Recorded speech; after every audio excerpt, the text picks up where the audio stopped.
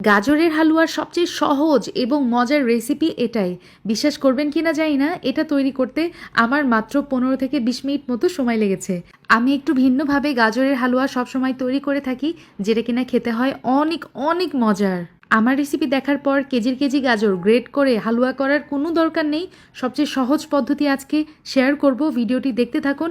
ইনশাল্লাহ আপনাদের কাজে লাগবে। সমস্ত টিপস এবং ট্রিক্স এই ভিডিওতে আমি শেয়ার করেছি। তো প্রথমেই লাগছে আমার গাজর, এখানে 1 কেজি পরিমাণ আছে। গাজরগুলো যেটা করব এখন, এটা আমি খোসাটা ছাড়িয়ে নিব। আপনারা চাইলে ছুরির সাহায্যে পাতলা করে খোসাটা ছাড়িয়ে নিতে পারেন। এখন যেটা করব, গাজরটা পরিষ্কার পানিতে ধুয়ে এভাবে লম্বি করে 4 ভাগে ভাগ করে নিয়েছি। তো সবগুলো গাজর এভাবে করে নিব। এখন আমি চলে যাচ্ছি নেক্সট স্টেপে। এখানে 1 লিটার দুধ আমি আগে থেকে জাল করে 1/2 লিটার বানিয়ে নিয়েছি। এখন এই ঘন দুধের মধ্যেই আমি দিয়ে দিব কেটে রাখা গাজরগুলো। আর এখন চুলার জালটা অন করে দিব। তার আগে আমি কতগুলো স্পাইস এখানে অ্যাড করছি। সাদা এলাচ 3টা আর একটা দারচিনি স্টিক। চুলাটা অন করে দিব এবং কাভার করে জাল করতে থাকবো যতক্ষণ না পর্যন্ত এগুলো গাজরগুলো সিদ্ধ হচ্ছে আর কি। দুধের মধ্যে গাজর সিদ্ধ করে নিলে গাজরের হালুয়াটা খেতে বেশি মজা হয়। আর গাজর এই পর্যায়ে দেখতে পাচ্ছেন খুব সুন্দর করে কিন্তু সিদ্ধ হয়ে গেছে। আর দুধ জাল হয়ে একদম খিরসার মতো ঘন হয়ে গিয়েছিল, খেয়াল করেছে নিশ্চয়ই। আচ্ছা, গাজরগুলো এই পর্যায়ে বেশ ঠান্ডা হয়ে গেছে। এখন দেখতেই পাচ্ছেন আমি এই যে একটা ম্যাশারের সাহায্যে এই গাজরগুলো ম্যাশ করে নিব। এভাবে গাজরের হালুয়া তৈরি করলে একদম গ্রেট করা গাজরের হালুয়ার মতোই কিন্তু টেস্ট লাগে।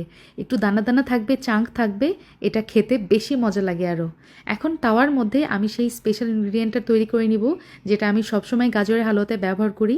2 টেবিল চামচ ঘি, তার সাথে ব্যবহার করেছি 1/3 কাপ পরিমাণ গুঁড়া দুধ, আরও লাগছে 1/4 কাপ এখানে লিকুইড মিল্ক। দিয়ে এই মিশ্রণটা কিছু সময় জাল করে নিব। একটু কিছু সময় পরেই দেখতে পারবেন কড়াইয়ের গুঁড়া দুধ কিন্তু দানাদার হয়ে যাবে। এই পর্যায়ে আমি চুলা থেকে নামিয়ে নিচ্ছি। এখন ওই যে ম্যাশ করে রাখা গাজরের মিশ্রণটা আমি দিয়ে দিলাম চুলাতে। সাথে ঘি ব্যবহার করেছি 1 টেবিল চামচ, আর গুঁড়া দুধের মাওয়া সম্পূর্ণটুকুই দিয়ে দিয়েছি। আর সাথে কিছু ড্রাই ফ্রুটস ব্যবহার করেছি। আর আমার ভিউয়ার্সের জন্য একটা টিপস, সলিড গুঁড়া দুধের তুলনায় এভাবে যদি মাওয়া তৈরি করে আপনি গাজরের হালুয়াতে ব্যবহার করেন, তাহলে টেস্ট কিন্তু আরও দ্বিগুণ হয়ে যায়। 5 মিনিটের মতো গাজরের হালুয়া ভেজে আমি একটা বাটিতে সামান্য হালুয়া আলাদা করে রাখছি। আর এই হালুয়াটা আমার আম্মুর জন্য। আমার আম্মু ডায়াবেটিক পেশেন্ট।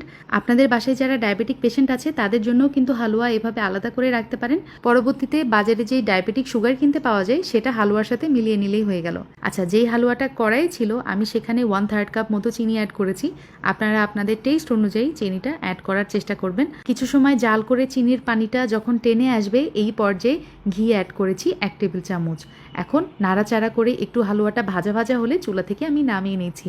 আলহামদুলিল্লাহ, আমাদের গাজরের হালুয়া একদম রেডি। আমি পরিবেশনের সময় ওপর দিয়ে কিছু ড্রাই ফ্রুটস এবং ওই যে মাওয়াটা করে রেখেছিলাম সেই মাওয়া দিয়ে দিলাম। খেতে হয় অসম্ভব মজার। আপনারা বাসায় এইভাবে ট্রাই করলেই বুঝবেন এটা কী লেভেলের টেস্ট হয়। আল্লাহ হাফিজ, আসসালামু আলাইকুম।